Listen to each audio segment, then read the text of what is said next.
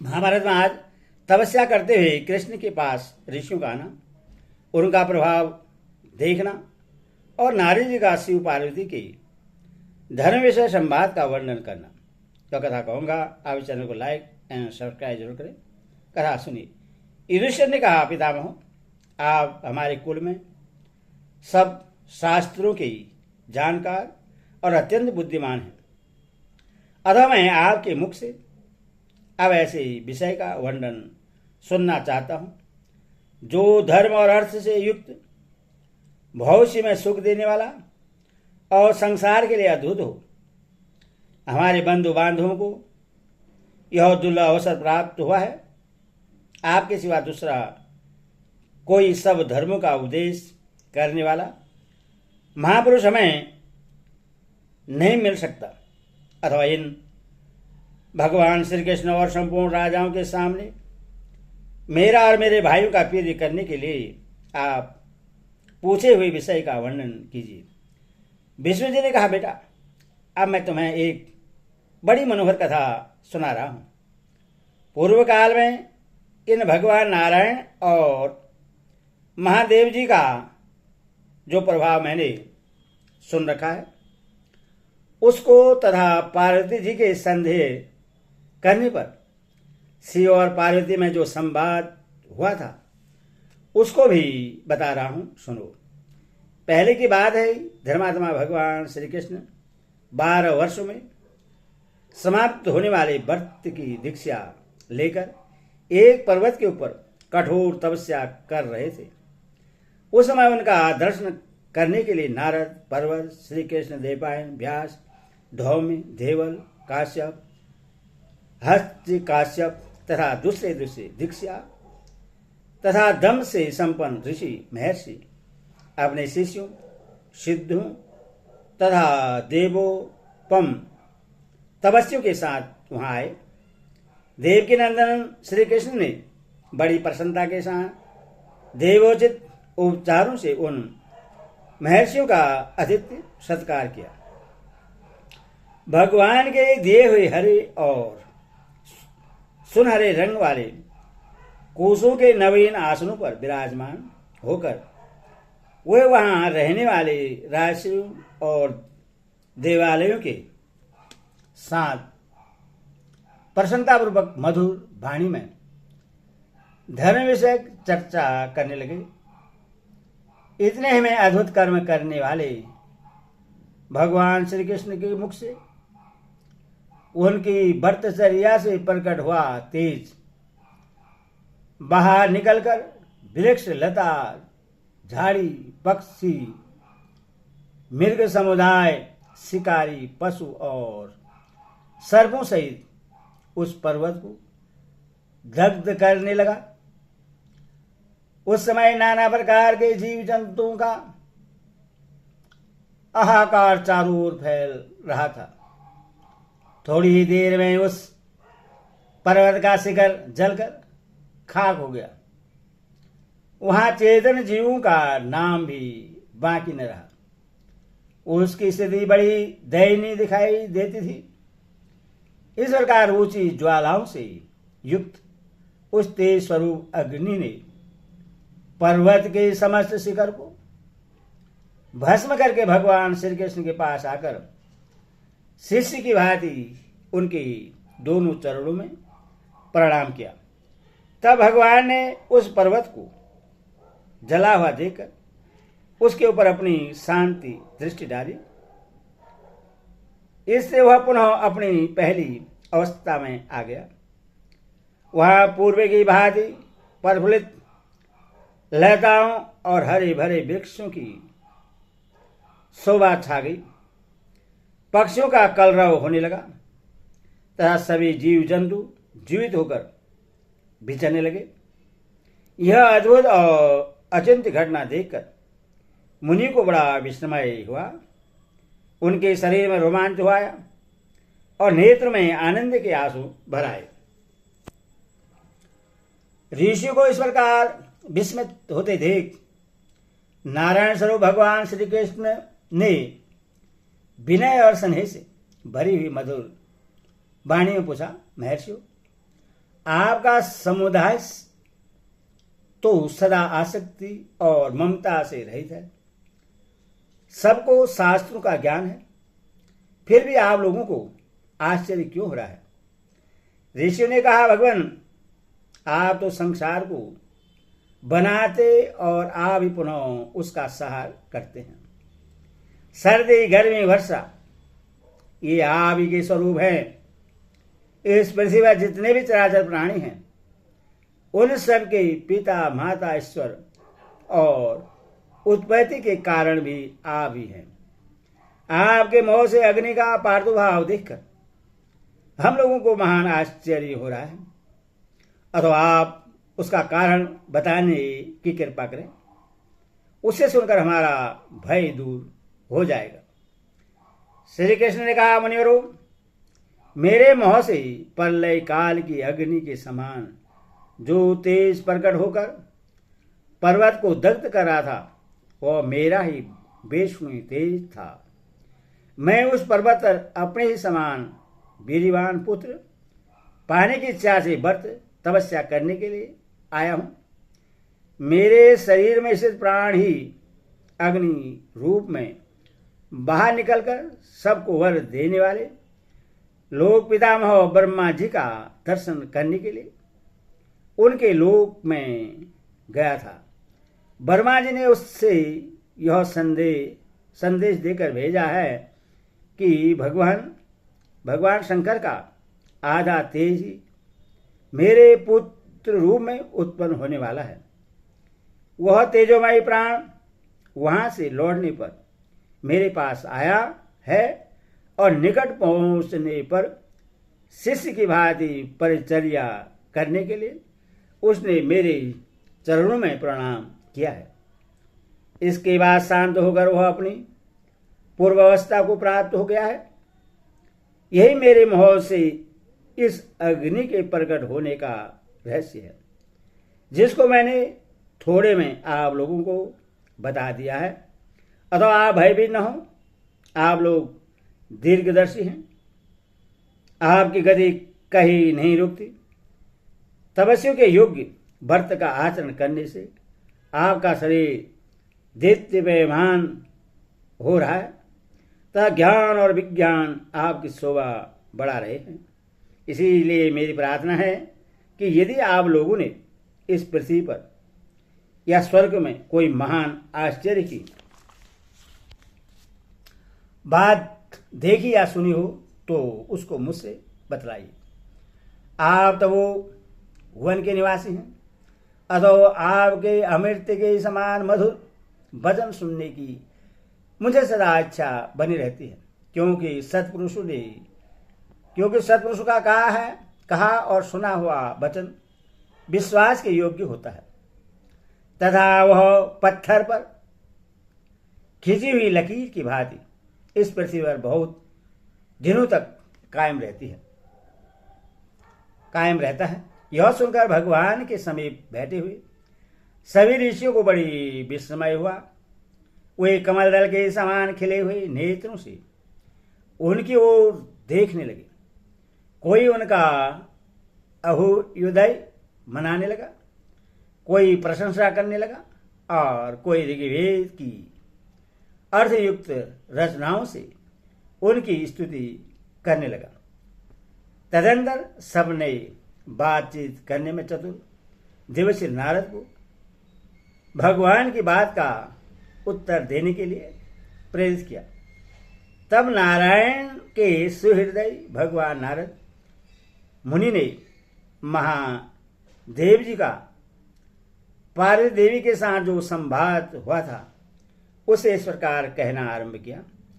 नारद जी बोले, भगवान, जहां सिद्ध और चारण विचरते रहते हैं, जो नाना प्रकार की औषधियों और पुष्पों से आच्छादित होने के कारण अत्यंत रमणीय दिखाई देता है, तथा जहां झुंड की झुंड अप्सराएं और भूतों की टोलियां निवास करती हैं, उस परम पावन हिमालय पर्वत पर परम धर्मात्मा देवादिदेव भगवान शंकर तपस्या कर रहे थे।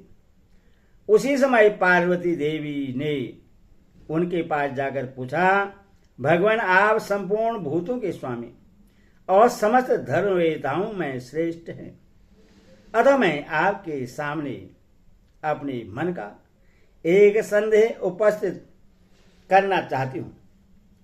यह मुनियों का समुदाय भी यहाँ मौजूद है, जो तपस्या में प्रवृत्त रहता और नाना प्रकार के वेश धारण करके संसार में विचरता रहता है।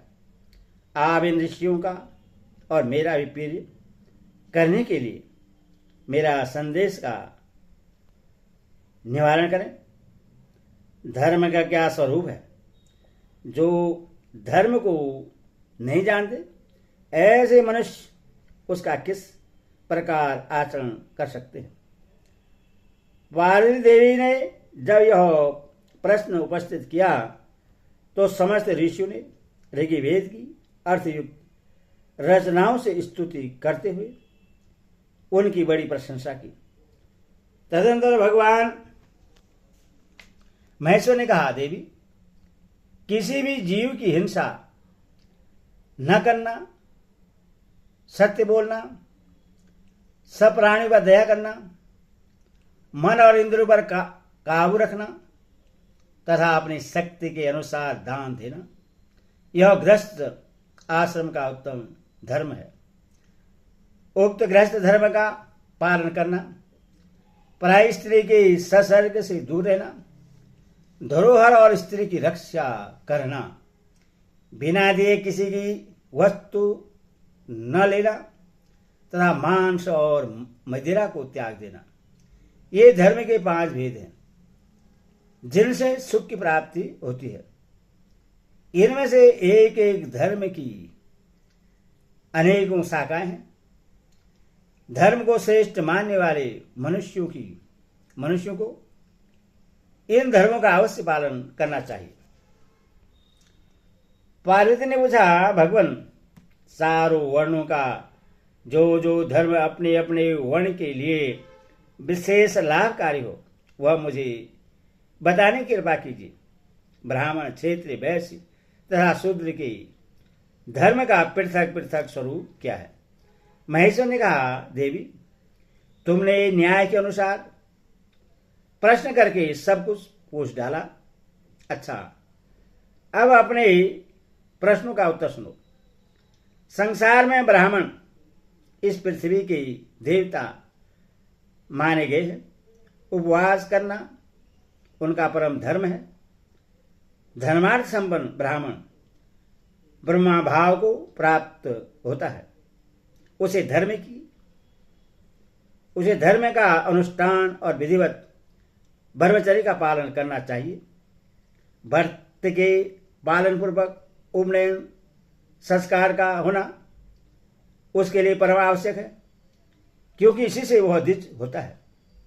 गुरु और देवताओं की पूजा, स्वाध्याय और अभ्यास रूप धर्म का पालन ब्राह्मण को अवश्य करना चाहिए। धर्म का रहस्य सुनना, वेदोक्त व्रत का पालन, होम और गुरु सेवा करना, भिक्षा से जीवन निर्वाह करना, सदा यज्ञोपवीत धारण किए रहना, प्रतिदिन वेद का स्वाध्याय करना और ब्रह्मचर्य आश्रम के नियम का पालन करना ब्राह्मण का प्रधान धर्म है। ब्रह्मचर्य की अवधि समाप्त होने पर द्विज अपने गुरु की आज्ञा लेकर समावर्तन करे और घर आकर अपने अनुरूप स्त्री से विधि पूर्वक विवाह करे। ब्राह्मण को शूद्र का अन्न नहीं खाना चाहिए। सदाचार का पालन उसका परम धर्म है। उपवास, ब्रह्मचर्य पालन, अग्निहोत्र, स्वाध्याय, हवन, इंद्र संयम, अतिथि और भेड़ियों को भोजन कराने के बाद अन्न ग्रहण, आहार संयम, सत्य भाषण, पवित्र रहना, अतिथि सत्कार करना, ग्रहपत्य आदि त्रिविध अग्नि को परिचर्या करना, यज्ञ करना, किसी भी जीव की हिंसा न करना और घर में पहले भोजन न करके कुटुंब के लोगों को भोजन कराने के बाद ही भोजन करना। वह गृहस्थ ब्राह्मण का विशेष श्रोत्री का परम धर्म है। पति और पत्नी का स्वभाव एक सा होना चाहिए, तभी गृहस्थ धर्म का ठीक ठीक पालन होता है। घर के देवताओं की प्रतिदिन पुष्प आदि से पूजा करना, उन्हें अन्न की बलि अर्पण करना, रोज रोज घर लीपना और प्रतिदिन व्रत रखना भी गृहस्थ का धर्म है। झाड़ वहा लीप पोत कर साफ किए हुए घर में घृत युक्त आहुति करके उसका धुआं फैलाना चाहिए। यह ब्राह्मण का गृहस्थ धर्म बतलाया गया, जो संसार की रक्षा करने वाला है। अच्छे ब्राह्मण सदा ही इस धर्म का पालन करते हैं। अब मैं क्षेत्रीय का धर्म बतला रहा हूं। क्षेत्रीय का धर्म सबसे पहला धर्म है प्रजा का पालन करना। प्रजा की आय के छठे भाग का उपभोग करने वाला राजा धर्म का फल पाता है। जो धर्मपूर्वक अपनी प्रजा की रक्षा करता है, उस राजा को उसके प्रजा पालन रूपी धर्म के प्रभाव से उत्तम लोग प्राप्त होते हैं। राजा का परम धर्म है इंद्रिय संयम, स्वाध्याय, अग्निहोत्री, दान, अध्ययन, यज्ञोपवीत, धारण, यज्ञ अनुष्ठान, धर्म कार्य करना, पोषी वर्ग का भरण पोषण करना, आरंभ किए हुए कर्म को सफल बनाना, अपराध के अनुसार उचित दंड देना, वेदोक्त यज्ञों का अनुष्ठान करना, व्यवहार में न्याय की रक्षा करना और सत्य भाषण में प्रेम रखना। जो राजा दुखी मनुष्यों को हाथ का सहारा देता है, वह इस लोक और परलोक में भी सम्मानित होता है। जो गौ और ब्राह्मण की रक्षा के लिए संग्राम में पराक्रम दिखाकर प्राण त्याग करता है, वह परलोक में अश्वमेध यज्ञ के प्राप्त होने वाले उत्तम लोगों पर अधिकार प्राप्त करता है। पशुओं का पालन, खेती, व्यापार, अग्निहोत्र, दान, अध्ययन, सदाचार का पालन, अतिथि सत्कार, समदम, ब्राह्मणों का स्वागत और त्याग, यह वैश्यों का सनातन धर्म है। व्यापार करने वाले सदाचारी वैश्य को तिल, चंदन और रस की बिक्री नहीं करनी चाहिए तथा ब्राह्मण, क्षेत्रीय और वैश्य इन सब का यथायोग्य आतिथ्य सत्कार करना चाहिए। शूद्र का परम धर्म है तीनों वर्णों की सेवा। जो शूद्र सत्यवादी, जितेंद्रीय और घर पर आए हुए अतिथि की सेवा करने वाला है, वह महान तप का संग्रह करता है। उसे उत्तम तपस्वी समझना चाहिए।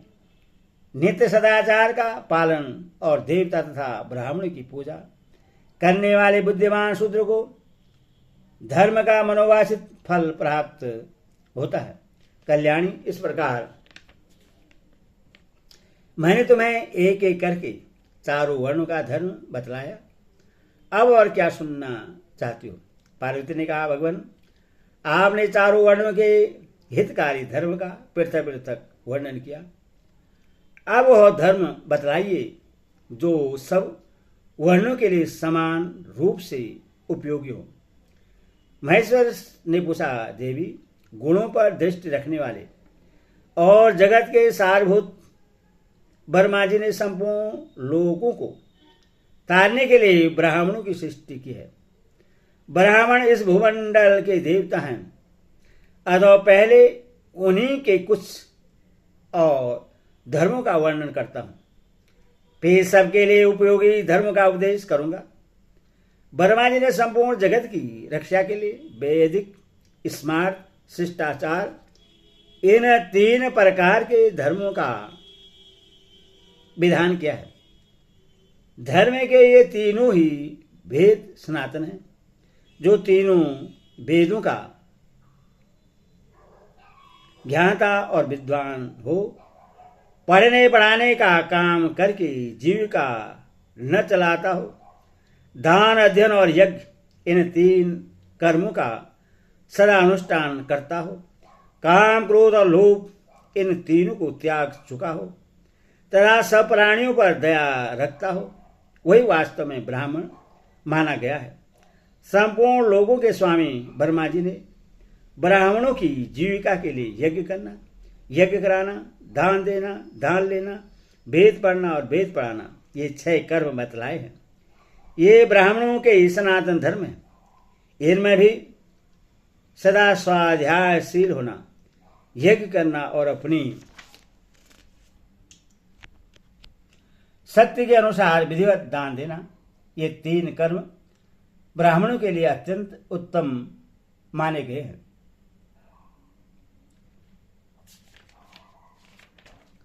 इस प्रकार के विषयों से उपराम होना सम कहलाता है। यह सत्पुरुष में सदा दृष्टिगोचर होता है। इसका पालन करने से शूद्र चित्त वाले गृहस्थों को महान धर्म की प्राप्ति होती है। गृहस्थ पुरुष को 5 महायज्ञों का अनुष्ठान करके अपने मन को शुद्ध बनाना चाहिए। जो गृहस्थ सदा सत्य बोलता, किसी के दोष नहीं देखता, दान देता, ब्राह्मणों का सत्कार करता, अपने घर को झाड़ बुहार कर साफ करता, अभिमान का त्याग करता, सदा सरल भाव से रहता, स्नेहयुक्त वचन बोलता, अतिथि और अभ्यागतों की सेवा में मन लगाता, यज्ञशिष्ट अन्न भोजन करता और अतिथि को शास्त्र की आज्ञा के अनुसार पाद अर्घ, आसन, शैया, दीपक तथा ठहरने के लिए गृह प्रदान करता है। उसे धार्मिक समझना चाहिए। जो प्रातःकाल उठकर मुंह हाथ धोने के पश्चात ब्राह्मण को भोजन के लिए निमंत्रण देता और उससे ठीक समय पर सत्कार पूर्वक भोजन कराने के बाद कुछ दूर तक उसके पीछे पीछे जाता है, उसके द्वारा सनातन धर्म का पालन होता है। शूद्र गृहस्थी हो, अपनी शक्ति के अनुसार सदा सबका आतिथ्य सत्कार करना चाहिए। ब्राह्मण, क्षेत्रीय, वैश्य, इन 3 वर्णों की परिचर्या में रहना उसके लिए प्रधान धर्म बतलाया गया है। प्रवृत्ति रूप धर्म का विधान गृहस्थी के लिए किया गया है। वह सब प्राणियों का हितकारी और उत्तम है। अब मैं उसी का वर्णन करता हूं। अपना कल्याण चाहने वाले पुरुष को सदा अपनी शक्ति के अनुसार दान, यज्ञ तथा पुष्टिजनक कार्य करते रहना चाहिए। धर्म मार्ग का आश्रय लेकर धन का उपार्जन करना चाहिए और उसका 3 विभाग करके एक अंश से धर्म और अर्थ की सिद्धि करनी चाहिए, दूसरे अंश को उपभोग में लगाना चाहिए और तीसरे अंश को बढ़ाना चाहिए। यह प्रकृति धर्म का वर्णन किया गया है। इससे भिन्न निर्वृत्ति रूप धर्म है, वह मोक्ष का साधन है। अब मैं उसका यथार्थ स्वरूप बतला रहा हूं, तुम ध्यान देकर सुनो। मोक्ष की अभिलाषा रखने वाले पुरुषों को संपूर्ण प्राणियों पर दया करनी चाहिए। हमेशा एक ही गांव में नहीं रहना चाहिए और अपने आशा रूपी बंधनों को तोड़ने का यत्न करना चाहिए। मोक्ष के लिए यही प्रशंसा की बात है। उससे कमंडलों, जल, कोपिन, आसन, त्रिदंड, शैया, अग्नि और घर पर ममता या आसक्ति नहीं रखनी चाहिए। मुमुक्षुओं को अध्यात्म ज्ञान का ही चिंतन और मनन करना चाहिए तथा सदा उसी में स्थित रहना चाहिए। निरंतर योगाभ्यास में प्रवृत्त होकर तत्व का विचार करते रहना चाहिए। सन्यासी ब्राह्मण को उचित है कि वह सब प्रकार की आसक्तियों और सड़े बंधनों से मुक्त होकर सर्वदा वृक्ष के नीचे सूने ग्रह में अथवा नदी के किनारे रहता हुआ अपने अंतःकरण में परमात्मा का ध्यान करे। जो युक्त चित्त होकर संन्यास ग्रहण करता है और मोक्षोपयोगी कर्म, श्रवण, मनन, निधिध्यासन आदि के द्वारा समय व्यतीत करता हुआ ठोडे काठ की भांति स्थिर रहता है, उसको सनातन धर्म का मोक्ष रूप फल प्राप्त होता है। सन्यासी पुरुष किसी एक स्थान पर आसक्ति न रखें, एक ही गांव में न रहें तथा एक ही नदी के किनारे पर सर्वदा शयन न करें। उससे सब प्रकार की आसक्तियों से मुक्त होकर स्वतंत्र विचरना चाहिए। वह मोक्ष धर्म के ज्ञाता, सत्पुरुषों का धर्म और वेद प्रतिपादित सन्मार्ग है। जो इस मार्ग से चलता है उसके लिए कोई सीमित स्थान नहीं रहता, वह मुक्त एवं सर्वव्यापक हो जाता है। सन्यासी 4 प्रकार के होते हैं, कुटिचक्र, बहुदक, हंस और परमहंस। इनमें उत्तरोत्तर श्रेष्ठ है। इस परमहंस धर्म के द्वारा प्राप्त होने वाले आत्मज्ञान से बढ़कर दूसरा कुछ भी नहीं है। यह दुख सुख से रहित, सौम्य, अजर, अमर और अविनाशी पद है। पार्वती जी ने कहा, भगवान, आपने सत्पुरुष के द्वारा आचरण में लाए हुए गृहस्थ धर्म और मोक्ष धर्म का वर्णन किया। ये दोनों ही मार्ग जीव जगत का महान कल्याण करने वाले हैं। इन्हें सुन लेने के बाद अब मैं ऋषियों का धर्म सुनना चाहता हूं। महेश्वर, तपोवन निवासी मुनियों के प्रति मेरे मन में बड़ा संदेह है। ये जब अग्नि में घृत मिश्र हवस्य की आहुति डालते हैं, उस समय उसके धूम से प्रकट हुई सुगंध से सारा तपोवन भर जाता है। उसे देखकर मेरा चित्त सदा प्रश्न रहता है। इसीलिए मैंने मुनियों के धर्म के संबंध में जिज्ञासा प्रकट की है। देवदेव, आप संपूर्ण धर्मों का तत्व जानने वाले हैं, अतः मैंने जो कुछ पूछा है उसका पूर्ण रूप से वर्णन कीजिए। भगवान महेश्वर ने कहा, कल्याणी, तुम्हारा प्रश्न सुनकर मुझे बड़ी प्रसन्नता हुई है। अब मैं मुनियों के उत्तम धर्म का वर्णन करता हूं, जिसका आश्रय लेकर वे अपनी तपस्या के द्वारा परम सिद्धि को प्राप्त होते हैं। सबसे पहले धर्म के जानने वाले फैनप ऋषियों का धर्म सुनो। पूर्व काल में ब्रह्मा जी ने यज्ञ करते समय जिसका पान किया था तथा जो स्वर्ग में फैला हुआ है, वह अमृत ब्रह्मा जी के पीने के कारण ब्रहा कहलाता है। उसके फैन को थोड़ा थोड़ा संग्रह करके जो सदा पान करते हैं और उसी के आधार पर जीवन निर्वाह करते हुए तपस्या में लगे रहते हैं, वे फैनप कहलाते हैं। यह धर्माचरण का मार्ग उन विशुद्ध फैनप महात्माओं का ही मार्ग है। अब बालखिल्य ऋषियों के धर्म का स्मरण करो। बालखिल्यगण तब सिद्ध महात्मा हैं। वे सब धर्मों के ज्ञाता हैं और सूर्यमंडल में निवास करते हैं तथा उस वृत्ति का आश्रय लेकर पक्षियों की भांति एक एक दाना भीनकर उसी में जीवन निर्वाह करते हैं। मृगशाला, चीर और भलकल ये ही उनके वस्त्र हैं। वे शीत उष्ण आदि द्वंद्व से रहित, सदाचार का पालन करने वाले और तपस्या के धनी हैं। उनमें से ही प्रत्येक का शरीर अंगूठे के सिरे के बराबर है। वे अपने अपने कर्तव्य में स्थित हो सदा तपस्या में संलग्न रहते हैं। उनके धर्म का महान फल है। वे तपस्या से संपूर्ण पापों को दग्ध करके अपने तेज से संपूर्ण दिशाओं को प्रकाशित करते हैं और देवताओं का कार्य सिद्ध करने के लिए उनके समान रूप धारण करते हैं। इनके अतिरिक्त और बहुत से शुद्ध चित्त, दया, धर्मपरायण एवं पुण्यतमा महर्षि हैं, जिनमें कुछ चक्र के समान विचरने वाले, कुछ सोमलोक में रहने वाले तथा कुछ पितरलोक के निकट निवास करने वाले हैं। ये सब शास्त्रीय विधि के अनुसार उस वृत्ति से जीविका चलाते हैं। कोई ऋषि संप्रक्षाल, कोई अश्रमकुट और कोई दंतोलुक लिख है। ये लोग सोमपम, चंद्रमा की किरणों का पान करने वाले और उष्णप, सूर्य की किरणों का पान करने वाले, देवताओं के निकट रहकर अपनी स्त्रियों सहित उस वृत्ति से जीवन निर्वाह करते और इंद्रियों को काबू में रखते हैं। अग्निहोत्री, पितरों का श्राद्ध और पंच महायज्ञों का अनुष्ठान, यह उनका मुख्य धर्म है। चक्र की तरह विचरने वाले और देवलोक में निवास करने वाले पूर्वोक्त ब्राह्मणों ने ऐसे ऋषि धर्म का सदा ही अनुष्ठान किया है। इसके अतिरिक्त भी जो ऋषियों का धर्म है उसे सुनो। मेरे विचार से सभी आर्ष धर्मों में इंद्रिय संयमपूर्वक आत्मज्ञान प्राप्त करना आवश्यक है।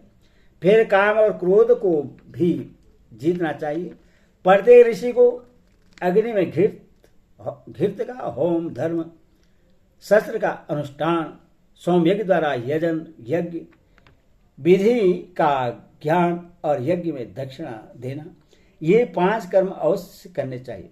नित्य यज्ञ का अनुष्ठान और धर्म का पालन करना चाहिए तथा देव पूजा और श्राद्ध में अनुराग रखना चाहिए।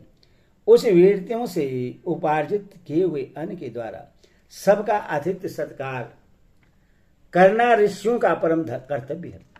ये विषय भोगों से निवृत्त रहे, गौ रस का आहार करे, स्वयं के साधन में प्रेम रखे, खुले मैदान चबूतरे पर सोए, योग का अभ्यास करे, साग पात फल मूल वायु जल और सेवार का आहार करके रहें।